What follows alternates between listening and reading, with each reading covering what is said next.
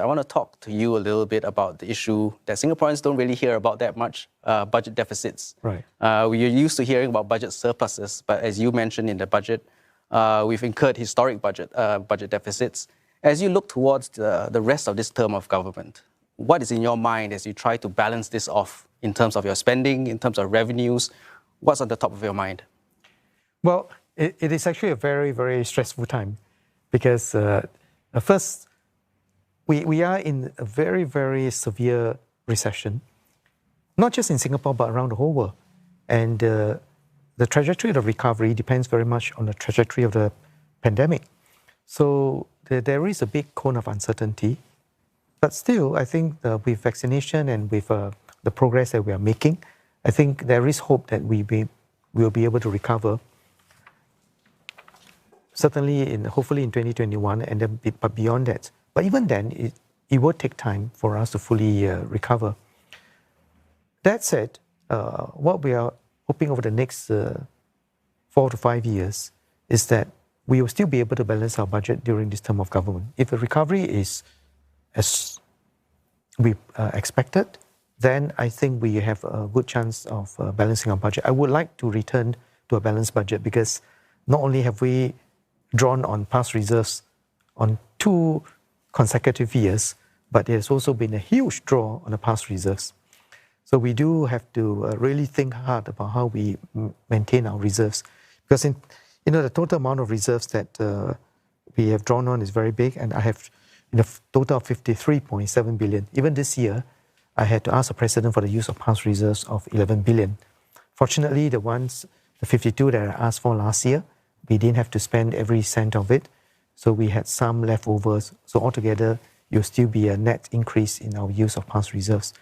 But I'm hoping that as businesses resume, as income resume, we can get back to a balanced budget. One of the main sort of tools that you have in getting to the balanced budget is obviously the GST, which you have said will happen sooner rather than later, raising it from 7 to 9. Yes. Bharati and I were having conversations off air, and she's obviously heard from families and their concerns on that. Bharati, why don't you ask the DPM your question? Thanks, Jamie. So DPM, yes, we know that once the coffers are touched, it must be recouped, as difficult as that decision must be. So we have heard of the impending GST hike, a sooner rather than a later scenario. We also know that petrol prices are going to be increasing, and this will definitely have a toll on the working drivers in Singapore. There is the driver relief fund that runs from January to June this month. But I think the reality is that a lot of people are expecting the effects to be rather long-lasting and for the economy to recover slowly but surely.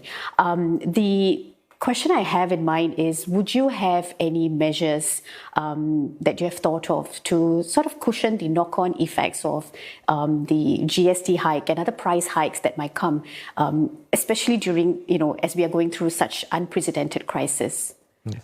Well, Bharati, that's a very important question. And in fact, first and foremost, I think our most important way of managing any of this price hike is always to make sure that our workers have a job and that we continue to grow our economy, transform our industry so that we can continue to have wage increases.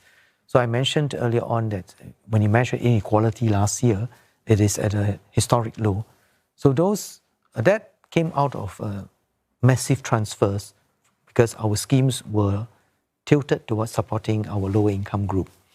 So that's the first thing. Second, in terms of the GST hike, let me say that I said the GST will increase between 2022 and 2025.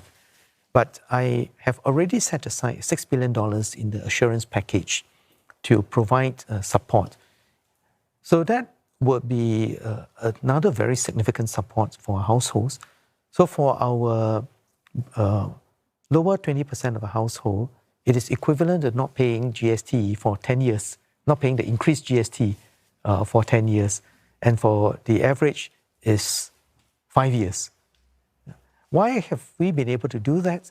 Because 60% of our GST collection today is from the foreigners who visit Singapore or are working in Singapore, and the top 20% of households when they consume in Singapore. So it is, GST is often seen as a a regressive tax. But in fact, if we look at the overall balance of what people pay and what people get, we have turned it into a very progressive system. So to just illustrate with a number, for the top 20% of our households, they pay 56% of the taxes, but they get back 11% of the benefits. For our lowest 20%, they pay 9% of the taxes, but get 27% of the benefits. So you can see how it is tilted, that the better off pay a lot more taxes and get less benefit.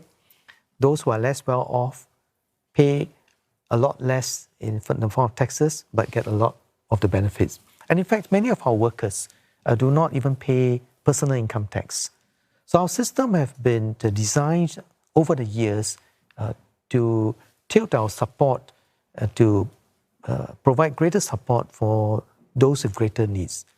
And we'll continue to observe this principle. Even when we did this various budget measures, as we designed this, we designed the schemes with this in mind, to mitigate inequality, to provide greater support for those with greater needs.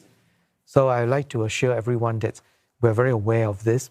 Now, as for the question on petrol prices, well, again, the support has been given such that for those who are relying on driving for a living, it is equivalent to not having to pay the rise in petrol duty for a year. And for the rest, it is equivalent to about 2/3